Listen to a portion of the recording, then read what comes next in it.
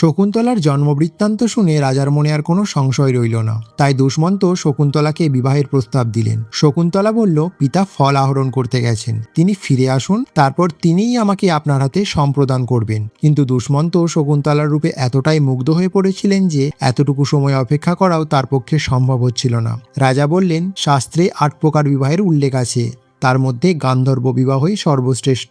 এতে পিতামাতার অনুমতির প্রয়োজন হয় না, শুধুমাত্র পাত্রপাত্রীর ইচ্ছাতেই বিবাহ সম্পন্ন হয়। আর প্রত্যেক মানুষের নিজের শরীরের উপর সম্পূর্ণ স্বাধীনতা আছে। সুতরাং তুমি নিজেকে আমাতে সমর্পণ করো, আমাকে বিবাহ করো। রাজার এই অনুরোধে শকুন্তলা বিবাহে রাজি হলো, কিন্তু সে রাজার সামনে এক ভয়ঙ্কর শর্ত রাখলো।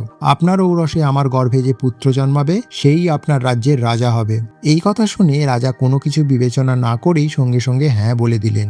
এরপর তারা গান্ধর্ব মতে বিবাহ করে কিছু সময় একান্তে কাটালেন। ফিরে যাওয়ার আগে রাজা শকুন্তলাকে বললেন, আমি খুব শীঘ্রই তোমাকে নিয়ে যাওয়ার জন্য সেনা পাঠাবো। এদিকে মহর্ষি কর্ণ আশ্রমে ফিরে এলেন। দিব্যদৃষ্টির মাধ্যমে সবকিছু জেনে নিয়ে তিনি খুব খুশি হলেন এবং শকুন্তলাকে আশীর্বাদ করলেন।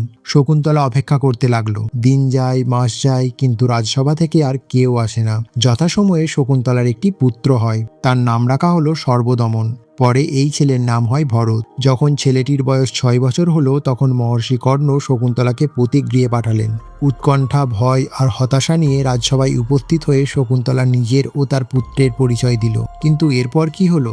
রাজা দুষ্মন্ত কি তাদের মেনে নিলেন, নাকি তাদের তাড়িয়ে দিলেন? সেটা জানবো পরের ভিডিওতে।